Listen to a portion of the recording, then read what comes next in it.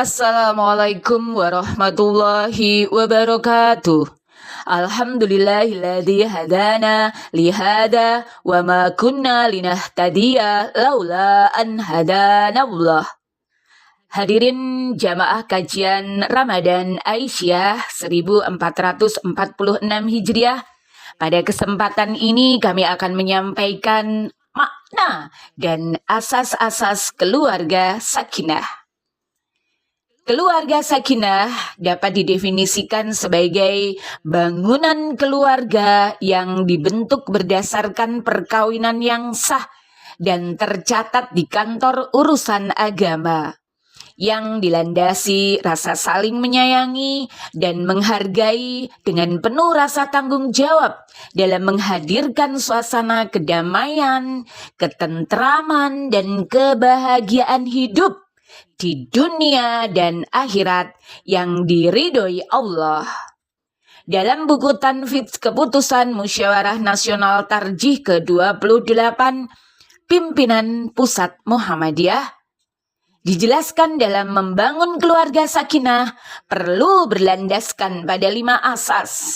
Yang pertama adalah asas karomah insaniyah, yaitu menempatkan manusia laki-laki dan perempuan sebagai makhluk Tuhan yang memiliki kemuliaan dan kedudukan utama. Pandangan kemanusiaan atau humanisme religius ini dilandasi pesan normatif Allah dalam surat Al-Isra ayat 70. Dan sungguh kami telah memuliakan anak cucu Adam, dan kami angkut mereka di darat dan di laut, dan kami beri mereka rezeki dari yang baik-baik, dan kami lebihkan mereka di atas banyak makhluk yang kami ciptakan dengan kelebihan yang sempurna. Yang kedua adalah asas hubungan kesetaraan, yaitu pola hubungan antara manusia yang didasarkan pada sikap penilaian bahwa semua manusia mempunyai nilai yang sama. Perbedaan status sosial dan peran seseorang tidak menimbulkan perbedaan nilai kemanusiaannya di hadapan orang lain. Hubungan kesetaraan yang dilandaskan pada nilai-nilai kemanusiaan dan ketakwaan diabadikan Allah dalam surat Al-Hujurat ayat 13.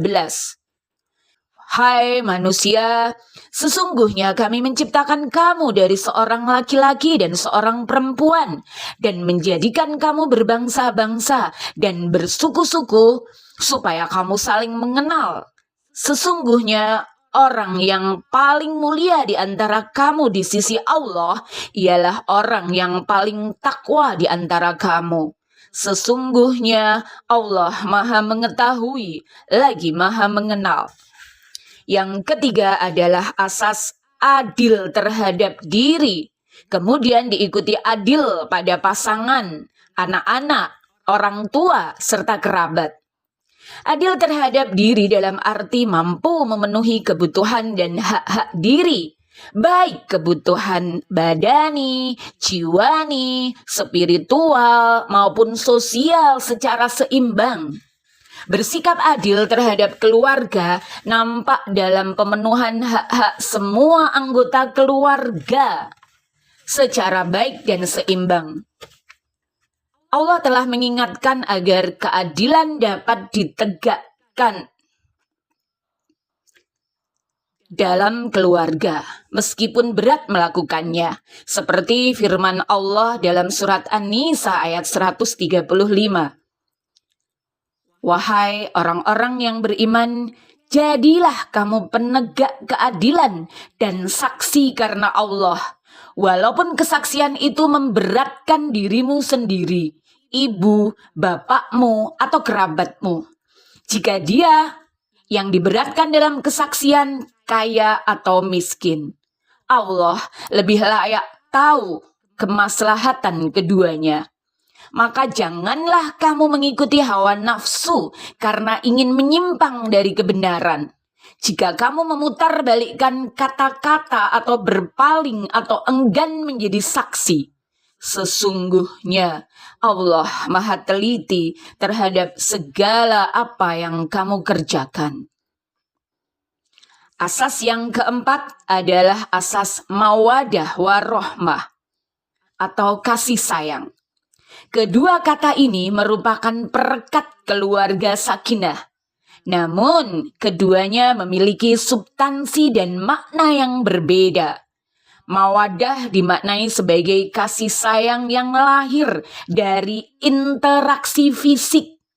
Kata ini juga diartikan sebagai cinta potensia, yaitu rasa cinta yang ada pada diri seseorang terhadap orang-orang yang disayangi. Sedangkan rohmah diartikan sebagai kasih sayang yang lahir dari interaksi batin. Kata ini juga dapat diartikan sebagai cinta yang terwujud dalam usaha-usaha untuk berbuat kebaikan bagi orang yang disayangi. Masya Allah. Mawadah warohmah dalam keluarga adalah keadaan jiwa pada masing-masing individu anggota keluarga yang memiliki perasaan letak secara sukarela pada orang lain, kemudian diikuti oleh dorongan dan usaha untuk menjaga dan melindunginya. Bagi kehidupan keluarga, mawadah warohmah merupakan perekat antara anggota keluarga yang menimbulkan rasa saling pengertian, penghormatan, tanggung jawab antara satu dengan yang lainnya. Mawadah warohmah menjadi sumber suasana ketentraman, kedamaian, keharmonisan, kekompakan, kehangatan, keadilan, kejujuran, dan keterbukaan dalam rumah tangga untuk terwujudnya kebaikan hidup di dunia dan akhirat yang diridhoi Allah. Sebagaimana dalam surat Ar-Rum ayat 21 yang artinya di antara tanda-tanda kebesarannya ialah bahwa Dia menciptakan pasangan-pasangan untukmu dari jenis dirimu sendiri agar kamu merasa tentram kepadanya. Dia menjadikan di antaramu rasa cinta dan kasih sayang. Sesungguhnya pada yang demikian itu benar-benar terdapat tanda-tanda kebesaran Allah bagi kaum yang berfikir. Yang kelima adalah asas pemenuhan kebutuhan hidup sejahtera akhirat. Asas ini dilandaskan pada Al-Quran ayat 201.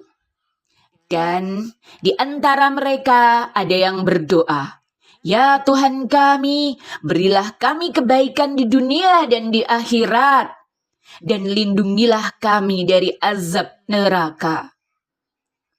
Secara fitrah, manusia lahir membawa beberapa potensi kemanusiaan yang berkembang selama hidupnya. Selain itu, manusia juga memiliki beberapa kebutuhan yang perlu dipenuhi keluarga untuk menyeimbangkan potensinya. Kebutuhan itu meliputi kebutuhan ketauhidan, kebutuhan ubudunyah, potensi kekhalifahan, kebutuhan jasadiyah, dan kebutuhan berfikir. Kebutuhan-kebutuhan tersebut merupakan dorongan secara natural pada manusia untuk mencapai kelestarian dan kesejahteraan hidup dunia dan akhirat. Masya Allah, semoga kita termasuk dalam golongan orang-orang yang bertakwa, yang senantiasa berusaha mewujudkan 5 asas keluarga sakinah tersebut.